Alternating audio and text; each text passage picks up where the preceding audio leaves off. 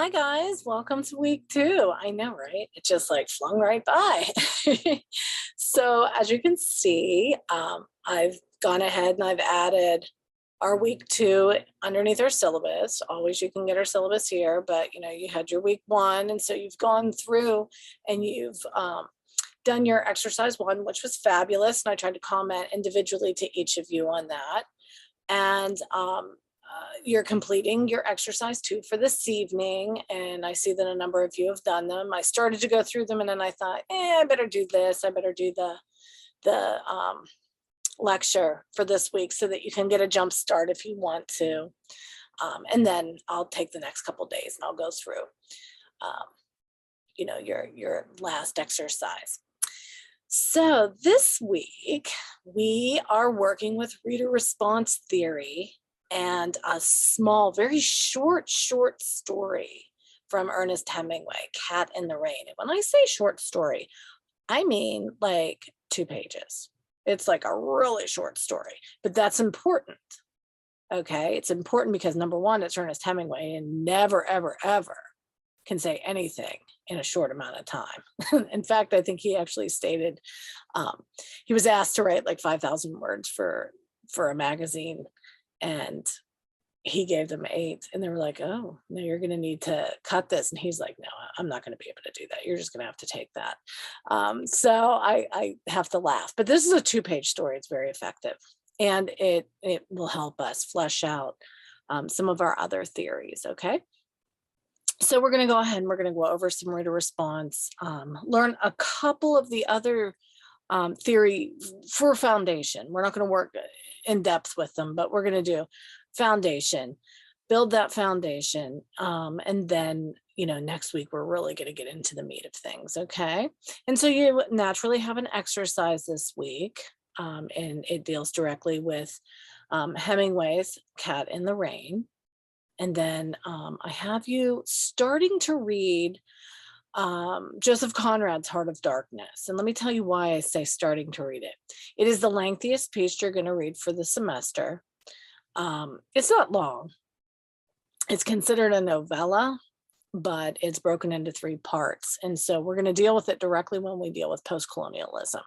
But if you start reading a little bit each week, it's not going to overtake you. And it's summer. You want to enjoy the literature. So I mean, this is how I would do it. This week I would just read section 1. Really boring. But you know what? Get through that, and then it's really great. And there's film versions later, but actually read it, because we're not working with the film. We're working directly with the text. And literary theory in text, you have to actually touch the text. So read a little bit this week, read a little bit next week, and then you'll be fine whenever it's time to work with the text. Okay, so from our course syllabus, like always, I'm going to go over to modules, and you ignore everything else. Okay, but right here I have a reader response PowerPoint, a more in-depth theoretical definition of what reader response is. Underneath you have Ernest Hemingway's Cat in the Rain, that 2-page short story that you're going to be working with, the exercise, and then Heart of Darkness. Okay, so you can go ahead and you can start with Heart of Darkness there. Okay, so what we want to do first is we want to go ahead and we want to talk a little bit about, what is reader response? I mean, it's something that you're going to understand. So let me go ahead and start the slideshow here. Very, very basically, reader response is probably something that you've been doing for the past, 4 years of writing, whether it's, entry-level collegiate writing or in high school. It's, the easiest lens. Remember, we're on a camera and the lens is twisting. Okay, it's basic analysis. We're responding from a place within. Okay, so you want to bring your personal experiences to the reading of this type of literature. We want to consider this active reading. Okay, and so you're not passive. You're not just sitting there being told what to think. You're reading something and you're reacting because of something inside of you. Okay. And so you're kind of being asked to make those personal connections. There's a list of questions that's going to come up. This is a really short PowerPoint, but it's just very basic. I liked it. Um, but there are questions that you can ask yourself to help you kind of, get the ball rolling for reader response. Okay. Um, this type of writing is the type of writing that you probably have done in any of those English classes that you took because you wanted to. I mean, most of the English classes that you have to take are like, okay, we're going to tell you what to do, we're going to tell you what to write, and here's how you do it. But it's those ones that you're like, ooh, that sounds fun. That's probably where you learned a lot of this kind of personal connection, right, based on your own personal experience. Okay. What this type of theory does is it allows your voice to come forward. As long as you can support and defend what you're saying with very specific quotes from within the text, not outside the text. You're not researching. You don't care what other people are saying about the text. It's what you're saying about the text.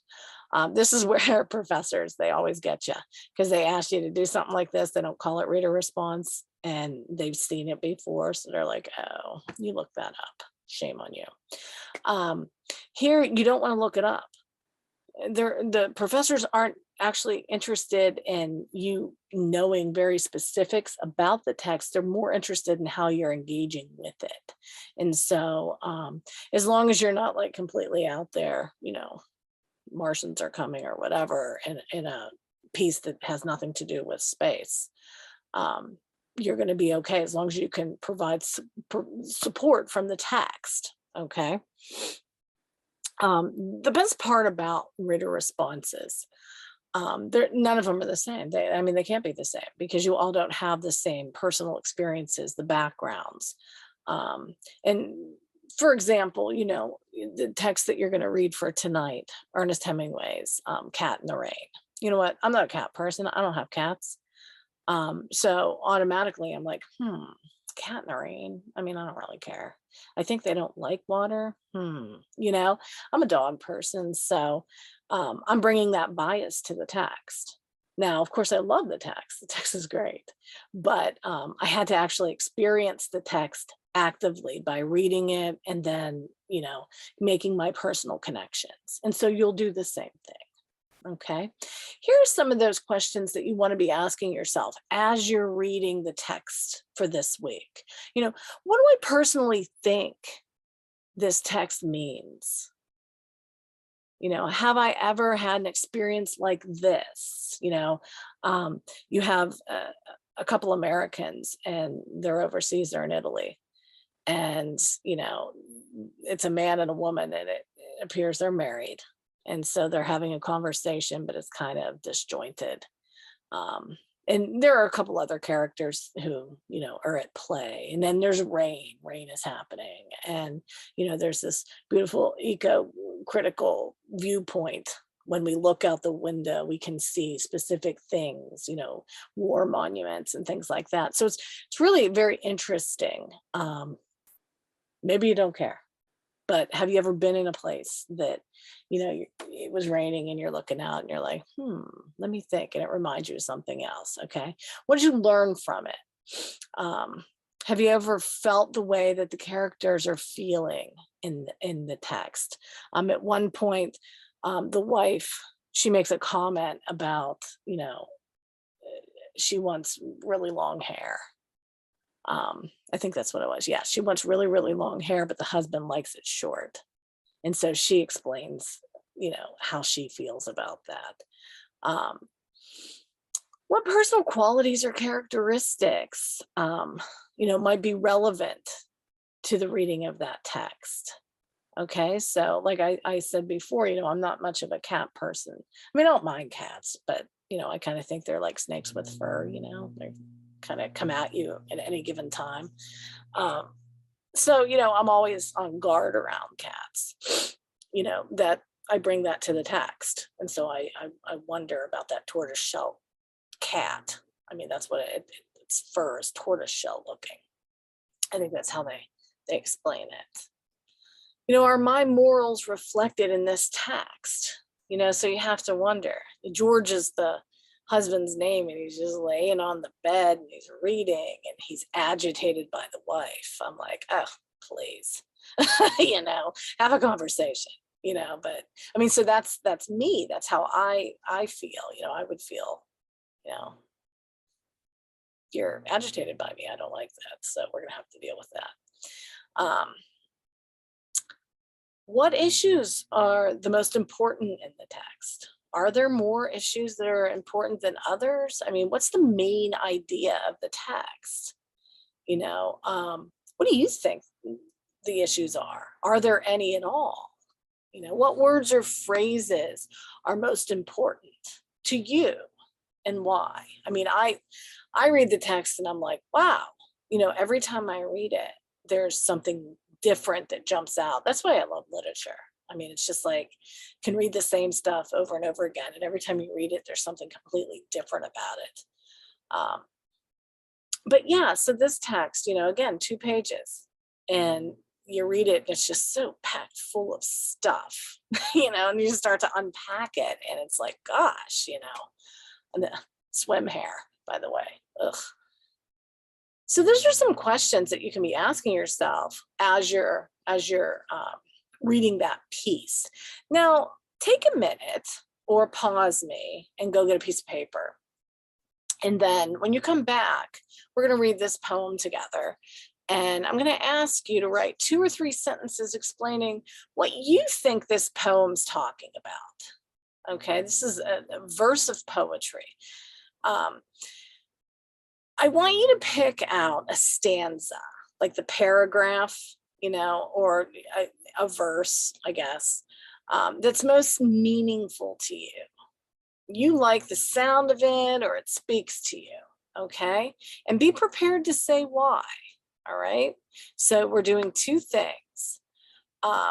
We're gonna read the poem together here, and then you're gonna write 2 or 3 sentences explaining what you think this poem is talking about. And then you're going to pick out, one of the stanzas, the paragraphs or the verses that is most meaningful to you. Okay. So let me go ahead and, I'm not a big poet. My husband is a poet. I'm not a poet. So let me do my best.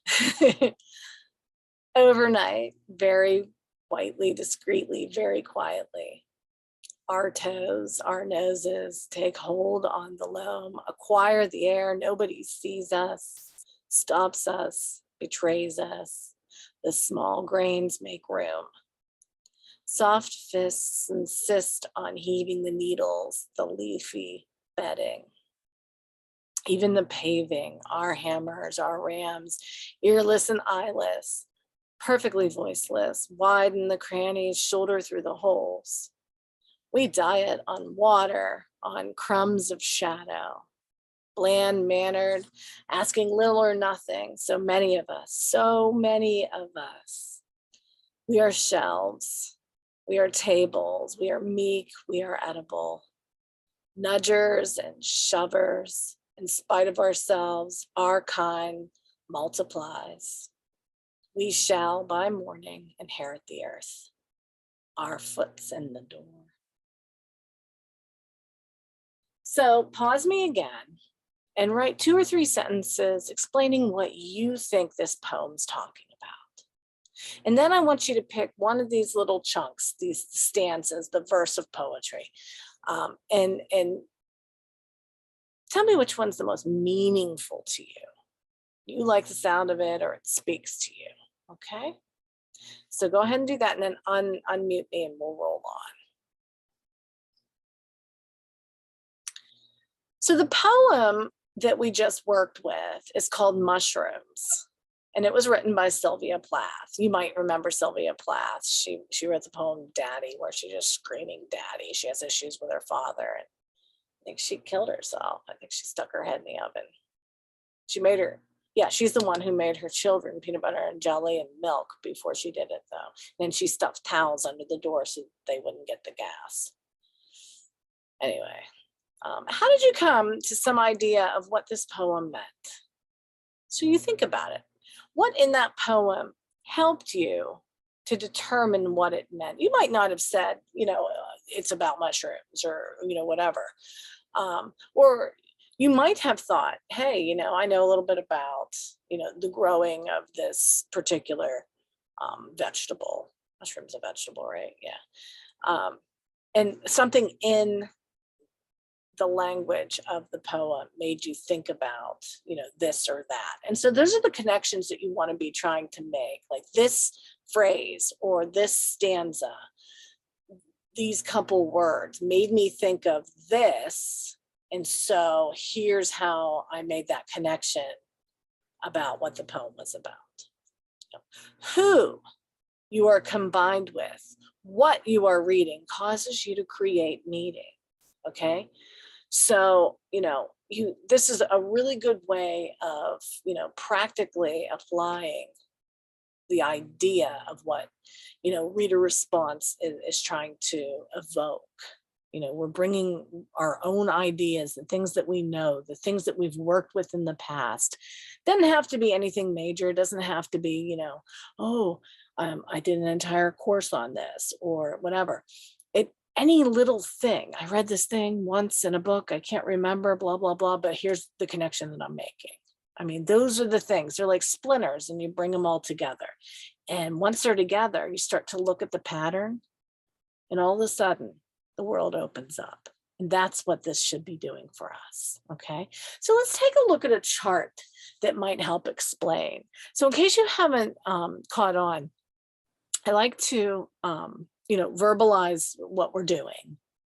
And then I like to explain it, kind of abstractly, but I also kind of bring it back to this equation, this way of kind of organizing the thoughts, because, I know I'm English, but I kind of need that Aristotelian organization, that chart, that method for myself to make sense. And so I kind of like to do it both ways because maybe, not everybody's left-brained or right-brained. Okay, there, that's what I'm going to say. Okay. So here's a diagram. It's very, very basic. So you have your reader here on the left, meaning in the middle, and the reader in the text, which is on the right, are pointing right to the meaning. Okay. So what does this mean? Let's take a look. All right. Under the reader column, okay, here's the reader column. Under the reader column, consider what personal characteristics or qualities or history might be relevant to your reading of the text. Okay, so what is it that you're bringing to the text? Like I brought, my bias against cats, the snakes with fur. Oh my God. And snakes with fur, then I'm freaking out about snakes, I don't like that. So, I have this thing that I'm bringing to it. It doesn't have to just be like that. It's in Italy and, my family's Italian and, I work a lot with the Italian culture. So, I'm biased there. I like to read about, Italy in general. So these are things that I bring to the reader side of this diagram. Okay. On the right side, however, under the text, you can write things like textual properties, how they affect your reading, such as like the dialect, the way that the words are written on the page, the narrative structure, like there's a lot of, dialogue, there's a lot of commentary, punctuation, how long are these sentences, is anything written in another language, any of those types of things that make your reading of the text either more or less. Okay, and so you would list all of that over here.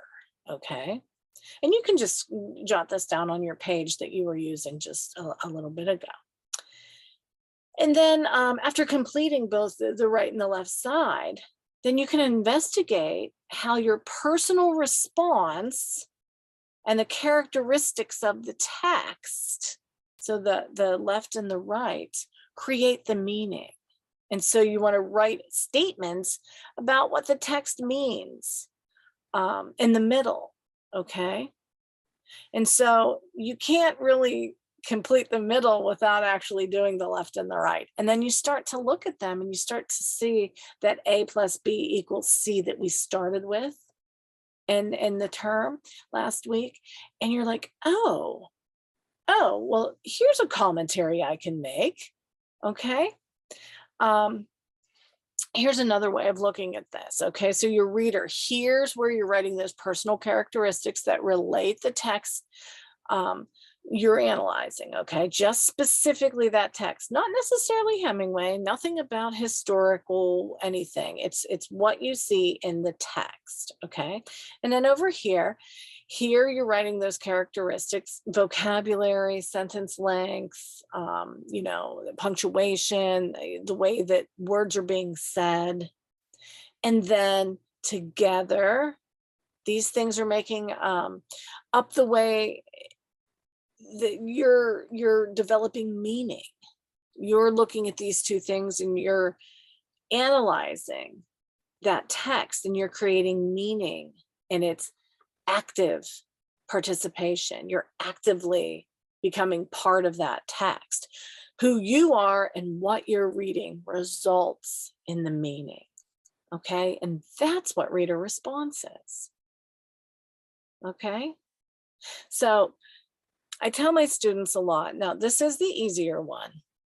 And, you'll go on your own and you'll take a look at the definition that I have listed. And actually, you know what? Let me go ahead and stop the share and see if I have. There we are. This is like, ooh, this is frightening. This definition of reader response, because it's just all text, and normally in a regular semester, it's a 16-week semester. So, we're easing into this and we're getting a little at a time, but 6 weeks, we got to get in there. So I have to be, different and come around the other side.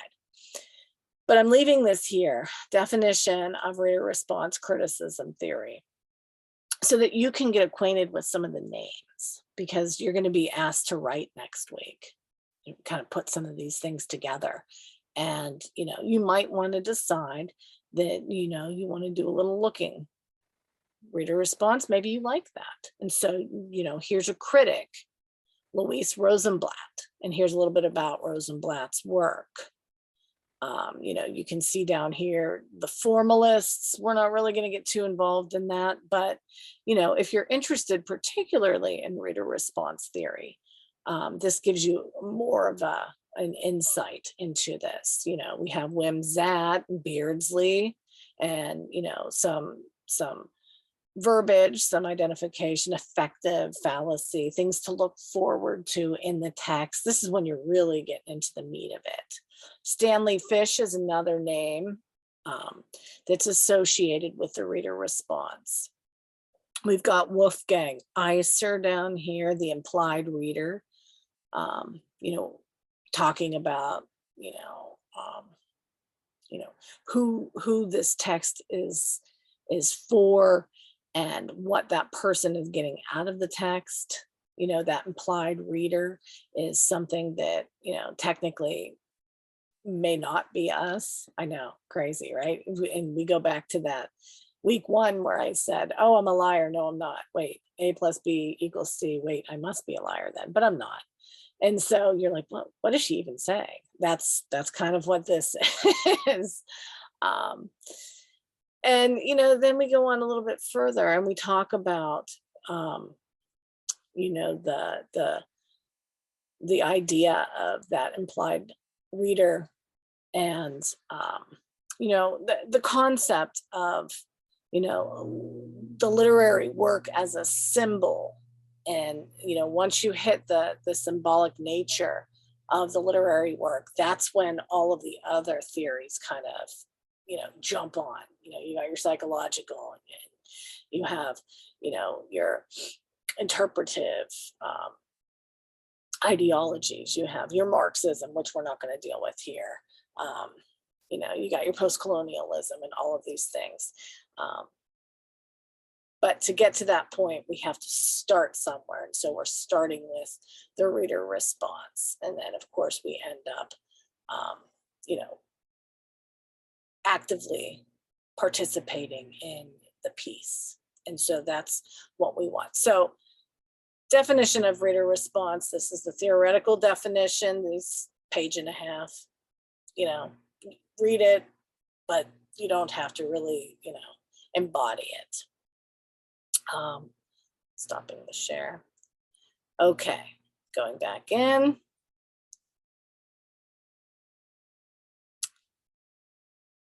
You want to make sure that you go back through the PowerPoint if you're confused at all, because what happens is we get to that confusion and you think you might have it and you're like, yes, I know exactly. She said this and I got it. And then you take a day or two and you go to do the exercise and you're like, oh, wait a minute, I don't have it. Okay. And so you want to give yourself this week to really embody what reader response is. Okay. Now let's go down to the exercise, which I'll open up as soon as I'm done here. I want to post this video so you have it, you can go through it. Here is the story, Cat in the Rain. Like I said, it's literally 2 pages. That's it. Okay. So, you know, that's your story. That's what you want to read. If you have a printer, it's good to print that off. And again, we're doing the last names, only I've added a couple. We're going to go through those. This is Theory Quips too. I've added a couple, and again, these are those foundations. You know, we want to build those foundations so that we can start to, you know, migrate outward and, you know, put what we're learning to real solid work. Okay, so we're going to introduce ourselves tonight to the moral theory. You know, structuralism, feminism from last week, genre theory, and psychoanalytic. Okay, so you know we're going to go forward and we're going to work more with psychoanalytic coming up. So I want you to read Hemingway's Cat in the Rain, concentrating only on the theory you're assigned by your last name, okay, like we did last week. Write down all the things that are associated with your theory. And again, we're going to go over them, but write down all those things. Anything like you did a wonderful job, you know, with the very first exercise. And from what I can tell, you're doing a pretty darn good job with the second exercise. I'm going to put like a sheet to kind of culminate everybody's responses. And then add any if any needed to be added. This time, after you're done writing down all those things that are associated with the theory, this time I want you to put them into a paragraph form, okay? So shoot for about 7 or 8 sentences, all right? Be clear and specific in what's leading you to say the things that you're saying about the lens from which you're viewing the text. Then, when you're done with that, so you've written down, you've read the 2-page text, you've written down all the things that are associated with your theory that you see. Okay, you're quoting if you have to. Then you're putting full sentences into one paragraph, 7 or 8 sentences, nice size paragraph. And then, you know, you're making the connections, you're being very clear. Then I want you to read 5 of your classmates' paragraphs. I want you to make a comment on them, okay? Doesn't have to be a dissertation, you know, make a comment, do, you know, a paragraph, 5 sentences, something like that. But show your engagement, show that, you know, not only have you done what you're supposed to do, but then you went ahead and you looked at, you know, some of the classmates and you're reading their work and you're like, oh, okay, well, you know what? I didn't think of that. Or, oh, that's really interesting. Or, oh, I think you missed the boat on this one. Here, let me explain. You know, whatever it is, you say what you, I mean, be respectful, of course, but, you know, engage with your classmates on this one, okay? All right, let's take a look at these theory quips. Okay, So the new theory quip, moral. Okay, these are critical possessions. So if you're doing the moral theory, if you're going to read Cat in the Rain and you're looking only for moral theoretical viewpoints, the literature is nothing unless it teaches its readers something and helps them to become better people. All good literature is basically moral and uplifting. It is important to consider the themes in the text to understand its moral purpose. The only thing, if you're doing moral, the only thing you're doing is right there, okay? You got themes, you're reading to see how, the reading is helping people become better people, all right? I'm trying to sneeze here. You can look at the reader response theory here if you want, but we don't have that assigned to us for this exercise yet. Let's look at genre theory. What's this? Okay, again, not a traditional theory, but these are the types of things that are really helping us kind of boost forward when we're writing next week. Genre theory believes that all literature can be classified into various types or forms. Tragedy, comedy, romance, thriller, epic, lyric, whatever. Genre theory looks for ways in which the text relates to the conventions of its genre. So if it's a tragedy, what do all tragedies have? Okay. And so, it's something that's, tragic, something that's, evoking some kind of a sadness. Okay. Romance, what do all romances have? You got the sex and you have, whining and dining and candles and, sexy clothes. I don't know, whatever romances have. So, you look for that. Thrillers, what thrillers have, what's the difference between a thriller and a horror? And so you can start to dice things up a little bit, okay? The genre theory looks for ways in which the text relates to the conventions, but you can only really make sense of a text when you recognize the tradition to which it belongs. So if you have genre theory and you read Cat in the Rain and you say, Cat in the Rain is nothing but a tragedy, then the only thing that you can actually look up outside of the text is what a tragedy is. And you can bring the definition of a tragedy into your understanding of genre theory and into Cat in the Rain. And you can start to make some of those points connected to the definition. Okay, that's just one way. All right, you remember feminism and psychoanalytic, okay?